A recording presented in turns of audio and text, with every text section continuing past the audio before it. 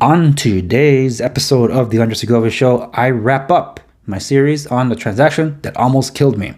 Now, you missed the first two, you're not going to understand what's happening in the third part, so by all means, just like Lord of the Rings, go all the way to the first one, because this story isn't recapping anything. But just a reminder, it's mostly an audio experience. I hope you enjoy. Previously on the Segovia Show, I got $1,000 out of my pocket, and I handed it to those tenants. I told them, I expect you to give me my money back after you receive your funds when I close this deal, because I will close this deal. And they agreed, and we both walked to our vehicles sobbing. You're listening to the Segovia Show.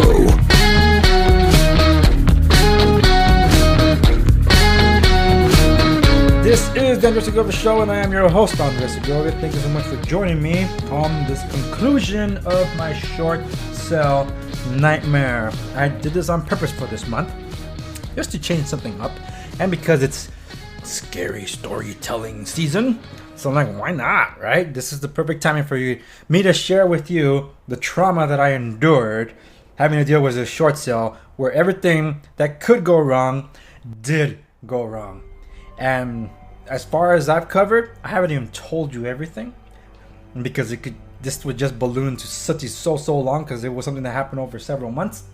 But now we proceed to the conclusion of the story, the abridged version, if you would, of my short sale nightmare, the transaction that almost killed me.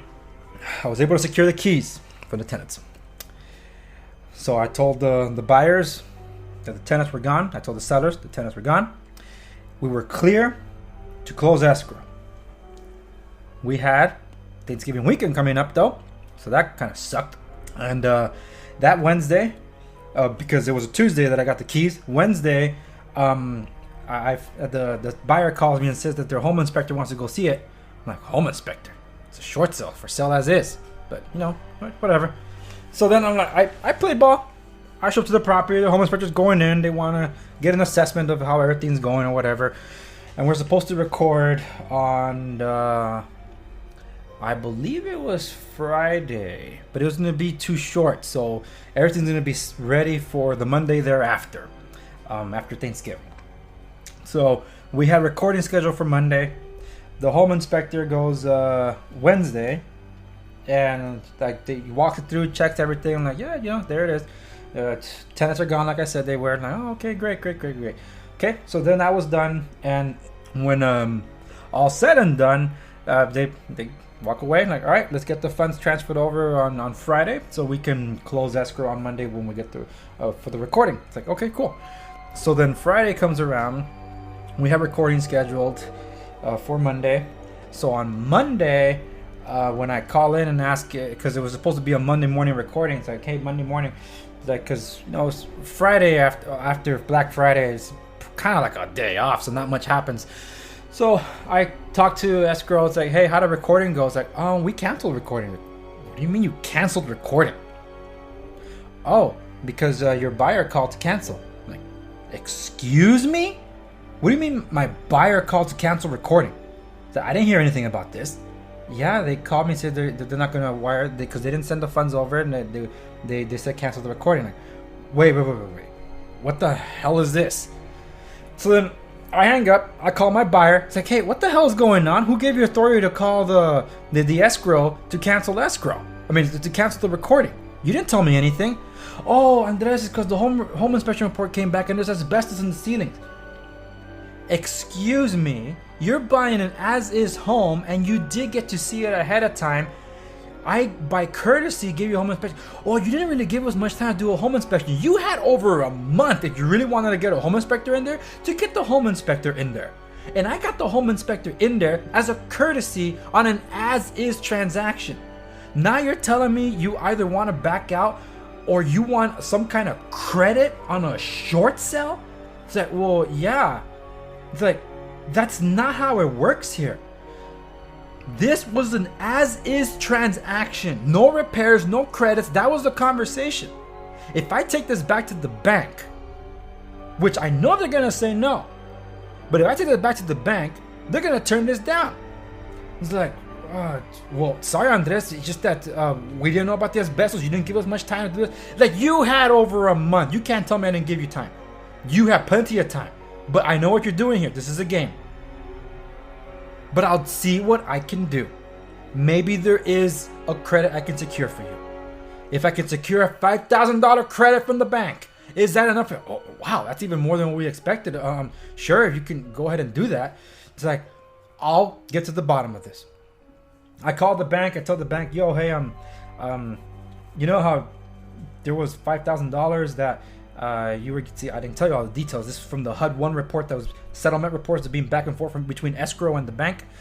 So there's $5,000 that was in limbo, that was meant to go to the previous buyer, but we got a new buyer. So that was never really determined where it would land.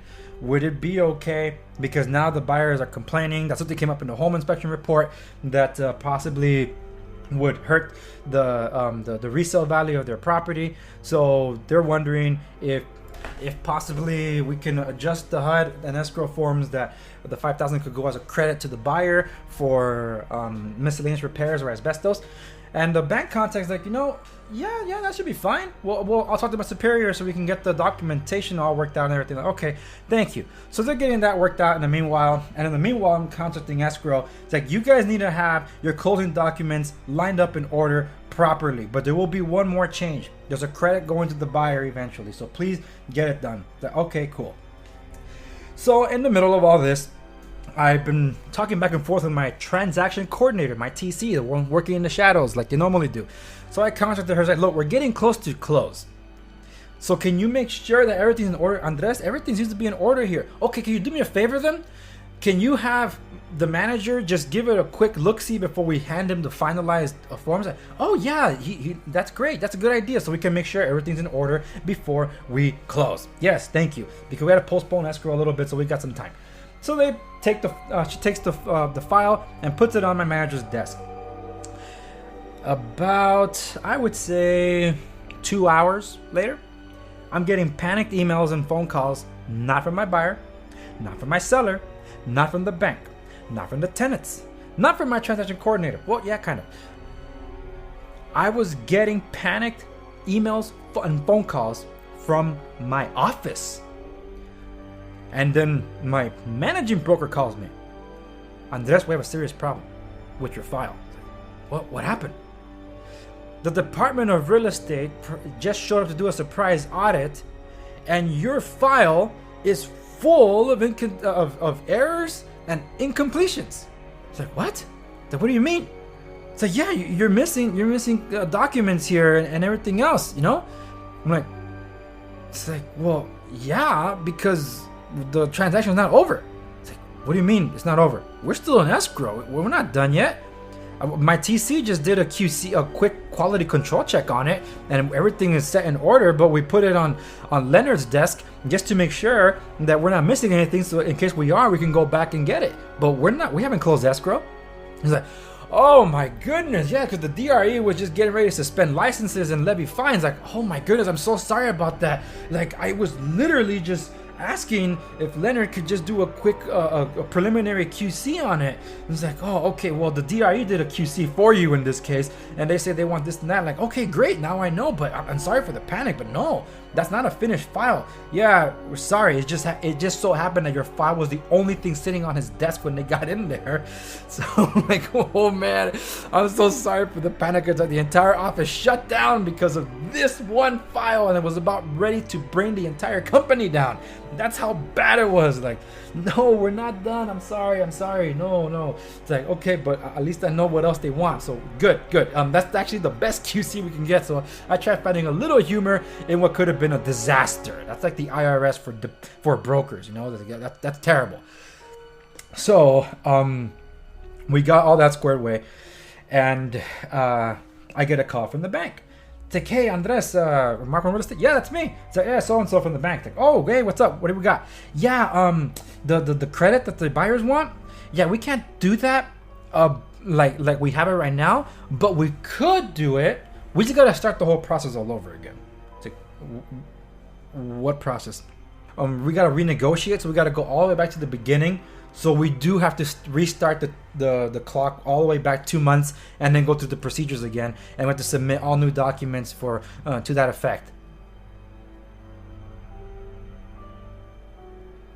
What?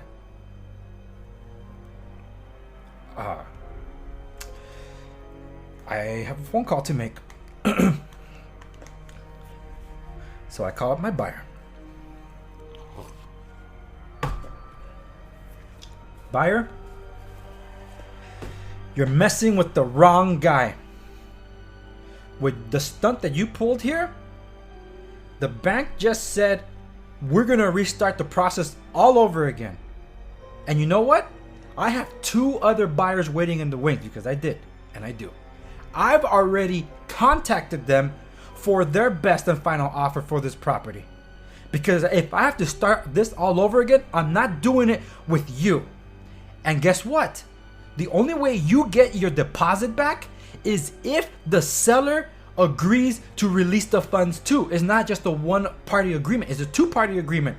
And knowing my seller, he's not going to let that money go. So it's going to stay in escrow until we close this deal. It's like, Andres, you can't do that. It is. It's on the liquidated damages clause. It's there. You're pulling out, trying to play hardball because you think you're being chip shot because you guys are investors. You're not buying a home to live in it. I know that. I'm not falling for that trick. So what's it going to be? Are we going to close this deal, or do I have to go with one of my other offers because I have to start the deal all over again anyway, and I'm not going to go through it with you? Andres, we want to close the deal, but we want some money back for the asbestos problem. The property was built before 1978. You cannot say you didn't know about the asbestos. Every single property built before 1978 had asbestos in it. And you know that. You just want money out of this thing. So we understand on this. We already cut it pretty thin. We worked ball with you. We stayed through and through with you and all this and that. It's like, look. If you're serious about closing this thing, this is my last pitch effort to get this done. The last pitch. You take it or you leave it. If I secure a credit to you out of my commission for X amount of dollars, will you take it and wire the funds? It's coming out of your commission. That's not what we're asking for, Andres. At least the buyers were honest enough about that because they thought they were getting from the bank. But I told them I'll get it done from my side. Like, well, Andres, if you're serious about that, well, we don't want it to come out of your pocket. But if you're going to do that, then yes. But as you know, we're going to need that in writing because the only way we'll be able to say we secured that.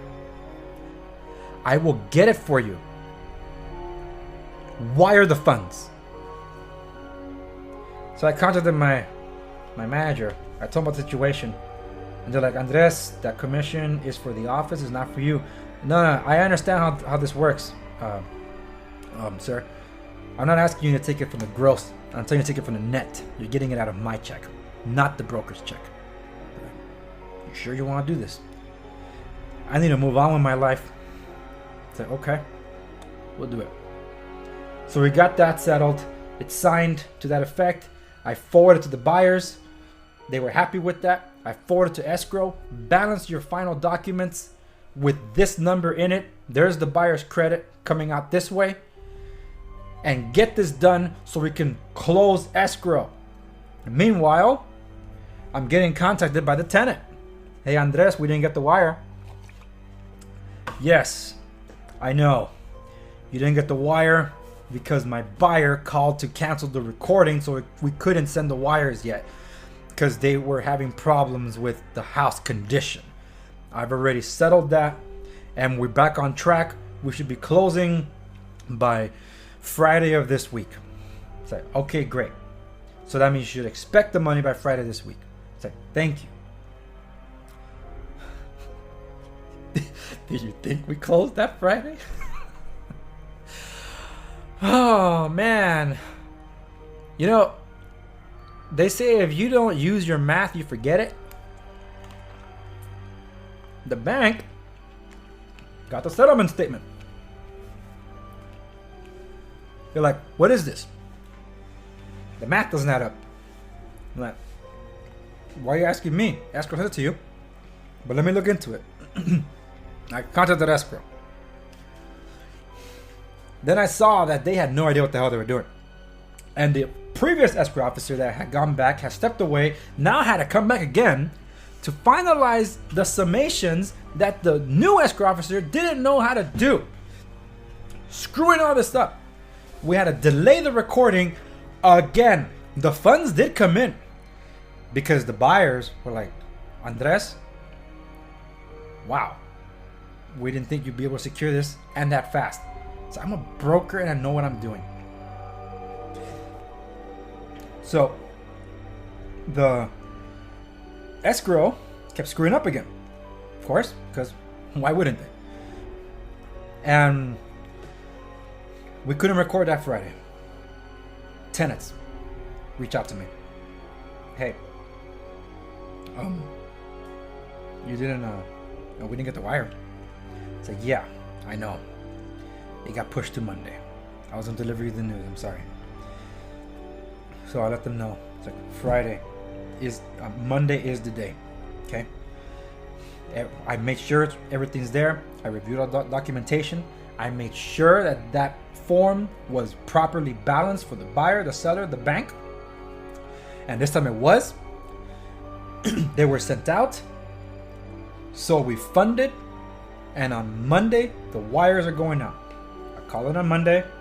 Has the wire gone out? Monday morning. Not yet, it's coming. I call later in the morning. Has it? In about 30 minutes. Called at noon. Did you send it? It's not ready yet. What the hell is taking so long? I had the buyer calling too. They were calling the escrow. They weren't calling through me. It's like, because they needed hey, is it recorded or what's going on? Because wires were going out and the credit needed to be sure that it was being secured for the buyers too, you know. So the bank was like asking where's their stuff, and yeah, so I called the escrow around 2 p.m. and they said, yeah, we sent the late wire. Okay. So the tenant was texting me, he's like, we haven't got the wire yet. I said, yeah, can you please check it after 2 o'clock? He's like, yeah, okay. After 2 o'clock came, Andres, we didn't get the wire. Oh my goodness. I told him, the wires were sent. Maybe because of the late wire, you'll get it on Tuesday. I'm so sorry about this. It's like, so, it's okay. They're like, but believe me, the wire went out, okay? And I even forwarded the email from escrow. It's like, here's the proof. Escrow sent the wire. It's like, okay. Thank you. 2:27 p.m. that Monday, December 6th, if I'm not mistaken, or December 8th. I think it was the 6th. I get a call from the tenant. She's crying. She says, Andres, we got the wire. I'm like, oh, thank God. And then she tells me when her husband got home that when he got there and found his wife crying, he's like, why are you crying? It's like, we got the money. And the husband said, you mean he was telling the truth the whole time? Like, finally something going my way, right? Like, woo! We got that going. Talked to the buyer. You satisfied? Here are the keys. So I met up with them. It's like, here are the keys. And in my heart, I said, I'd never have to see you again. But then the buyer said this, because they're investors. So Andres, we've dealt with so many brokers and agents throughout the years. Everybody talks the talk. You're the first one that does what you say you will do. Everything you said you will get done, you got done. We have not been able to find in the years we've been investing in real estate. You're the real deal. And please keep us in mind if you ever have any other properties you come your way. Thank you. Was all I said. And I walked away. One more thing. The seller. I couldn't go to him yet though, because I needed to secure the settlement with the bank. And for that, I needed to call the bank. So I was calling daily since we closed escrow. Hey, has the short sale been approved? Because they still had to approve it.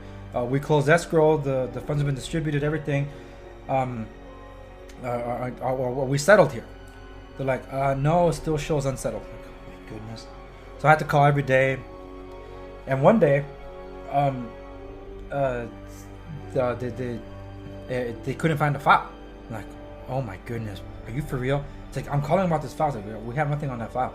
I'm like, I've been waiting for that thing to settle. Now you can't find the file. Like, oh, you're saying you successfully negotiated your short sale? Yes, absolutely. We closed escrow on this date. I've been calling every day. They've been saying it's not settled, and therefore they haven't approved it. They're like, oh, you're all good then. It's like, why? Because we can't find it, therefore it's settled, and the letter will be sent to the seller, to the property owner shortly for a successful short sale negotiations. But yeah, we can't find it here. That means it's settled. Otherwise, it would stay here. Well, then this is good news. It's like, yes. Okay. Woo. All right. So, we closed escrow, and I did an edible arrangements order. I was getting it lined up. But before I sent it out, I went to go meet with the property owner and seller. Remember, they had like 6 other properties that were also needed to go into short sale, and the banks were wanting the short sale before the foreclosure. I showed up to speak to them and say, all right, here it is. Here are the file documents I'm here to go over with you.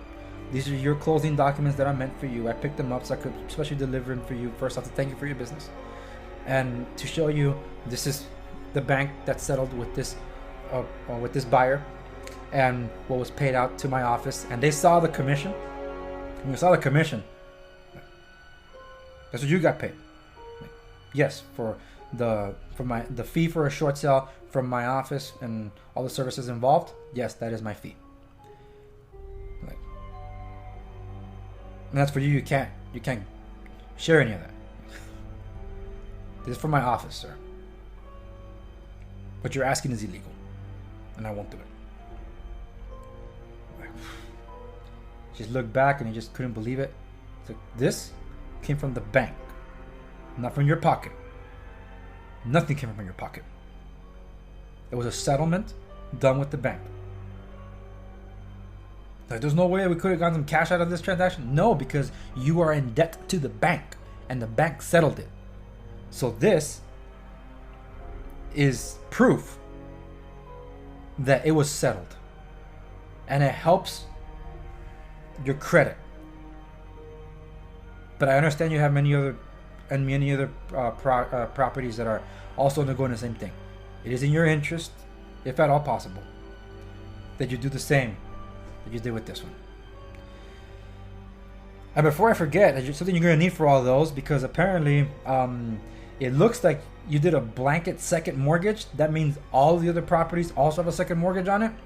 I was able to secure this document from the bank that says that that mortgage has been settled, so they don't have to lay claim on any of it. This document, sir, is gold, and it's yours. This is what you got out of this transaction. Proof. He's like, thank you so much. I know we've been really tough, he said. We just want you to know you've done a hell of a job, and we thank you. Thank you too, sir. Thank you for your business. And with that, I left. I didn't want to tell them that I didn't want to do the other jobs. I don't want them. I didn't want them. So I didn't pursue them. So I left. And when I got back to my office, I ordered an edible arrangement. I sent an edible arrangement to the seller to thank him. And I also sent an edible arrangement to the attorney from the bank in Louisiana, and to the vice president that was upset that she answered the phone for me when I was begging her to help me in the situation. So I sent her an edible arrangements too. To which effect she called me back. She said, thank you for the edible arrangements. There was a very nice gesture of yours for me and my office, and your letter of gratitude. It was touching. Thank you. Normally, we don't, like, in this business, we don't see that kind of courtesy. I told him I couldn't have done this without you. So I wanted to know, and I want to show you my appreciation. My tenants got their money. My sellers got their settlement with the bank for the debt. and my buyer's got a property. And I couldn't have done it without you. So thank you. She's like, thank you very much. We hope there's more people out there like you. Thanks. Thank you. One last party. I get a text message. It was a phone call too, but it was more of a text message as a follow-up. Andres, where can we meet you to give you your money back that you gave us, the tenants? I'm like, oh, the Starbucks on this road that was close to the property. He's like, okay, yeah, we'll meet at this day on this time. So I get there. She's there with her kids. I'm like, hey, how you guys doing? She's like, then she told me the whole story about how nerve-wracking it all was, and that everybody said that you ran away with the money. Then the money came through, and then the shockwave that's going through her family, they couldn't believe that you were the real deal. Thank you. I really appreciate that after all this. I told her I'm not helping them with the other properties. I told her I'm only helping with this one. This was too much for me to handle, and I don't want to do it again. So this is the last short sale I will ever deal with. I'm sorry for all the pain you had to go through as well. But this thing nearly killed me. And I don't want to go through that emotional distress that affected my entire family as well. So she's like, I understand. So here's the money that you gave me. You can count it. I'm like, I trust you. I put it in my pocket. And I sat down. We talked for a little bit more. I gave her my card. Look, anything that ever comes down the road, you ever need support, you can reach out to me. And she's like, yes. And we'll let everybody know you're the only realtor they should work with. I'm like, thank you so much. And despite everything, I really wish you have I wish you best of luck and make the most of Christmas. Merry Christmas. It's like, thank you. Merry Christmas to you too. I wish the little ones goodbye, and I left. And the last part of this entire puzzle was the documents from escrow I needed to get to my office. So I needed to go to the escrow to pick it up. So I went there. Here's everything. This is the broker's package. I have to deliver it to my office. Like, all right, I got it. The manager came out there, was apologizing. Everybody was trying to say, like, hey man, like, I know this was tough, and we all toughed it out, and we got it done, and this and that. I'm like, yeah, you guys need to fix your problems big time, because I can't do work like this again with you guys. They're like, yeah, sorry, look, but if you ever reconsider, man, we'll give you an escrow credit, a discount or something for the hardships that happen here, because the previous escrow officer actually was able to force a credit on the escrow fee on the final statements because of the headache that they caused. There was no way I was going to pay them, or they were going to get paid for a crappy service that they did. So they were able to discount that, and as a courtesy, they extended a discount for a future transaction that I never gave them, because I will not return there for that. Especially since the previous escrow officer kept true to her word, finished my file, and left to better pastures, greener pastures. So I got the broker's package and I delivered it to my office. I'm like, here it is. This is it. My short sale nightmare. And they're like, wow, that was quite a ride, wasn't it? Yes, it was. So here it is. And yeah, just let me know when I can pick up my cut. They're like, yeah, Andres, we don't do 5% on our transactions for short sales. Yeah, I know, that's what I agreed to. Like, yeah, but just now for next time, don't go below 6 because of everything you gotta put through, everything you gotta go through for these transactions. But yeah, I learned my lesson. So I left. Remember, I negotiated with the bank. I brought them to the table because I told them I got an approved contractor vendor on their list to provide a bid for the property. I had a buyer waiting on the wings, and I was willing to do this transaction for 5%, not knowing what I was getting into. In hindsight, yeah, I should have charged more. But here's something interesting. The bank paid the 6%. Like, wait, what? They paid the 6% commission. So even though I gave up some of my commission to the buyer to get them to close this damn deal, the hit wasn't as big because there was 1% more that came. So to that, I gave all thanks to God. He made it happen. And then I was able to sleep for Christmas because I couldn't enjoy Thanksgiving. Such a bad, stressful day. And it was calamity all around. And I dragged everybody. I dragged escrow.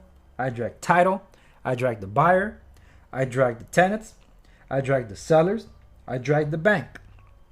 I even had to drag my office at some point because some of the documents I already sent weren't being done properly, so I had to do it myself. Because I don't blame them. It's just so chaotic. It's like, where is it? It's there. I'll hand deliver it if I have to because you lost it in the emails. It's okay. Just so much. So all in all, I got it done. And I'll never ever do a short sale again. And thus concludes my short sale nightmare tale. Told in 3 parts. Now you understand why I didn't tell it before. Because this thing was a lot of moving parts. A lot of things that could go wrong and did go wrong. And it came down to the wire too. So when I was faced with a challenge that almost looked insurmountable recently from one of my buyers, it was cake compared to this. Were there some nerves in there? Oh yeah, sure. But I was unfazed. I slept like a baby because I've been through the fire and I didn't get burned. I got strengthened and purified. So it prepared me for everything that's comes forward because I look for solutions, I don't look for the problems. I prepare for the problems and then get the answers and solutions to move on. If I run into an immovable object, then I know when this unstoppable force needs to move elsewhere. But until then, I'm going to give it my all. Which is why, if you ever need a realtor, professional, on your side that will look after your interests, I'm your guy. So here's where I do my altar call.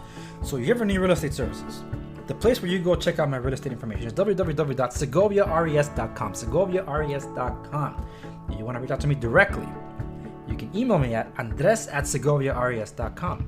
andres@segoviares.com. My direct number is 714-512-2041. 714-512-2041. I'm Andres Segovia, associate broker at Mark 1 Real Estate in Orange County. My license number is 019094449. So, you need some assistance, you want a consultation, then by all means, pick up the phone, text me, email me, reach me throughout any of the socials, because anywhere you go to find my information, it'll always lead you straight to me. So for everything else, go to www.theandressegovia.com, and my contact information will also be posted in the show notes for each of these 3-part episodes. Well, this episode in 3 parts for your reference. So that does it for this long arc. In October, we return to real estate news, talk, and a bunch of other stuff in the next one. So until then, be safe this holiday season, okay? I know there's scary stuff out there. So be safe and be kind to one another. And I'll see you on the next one.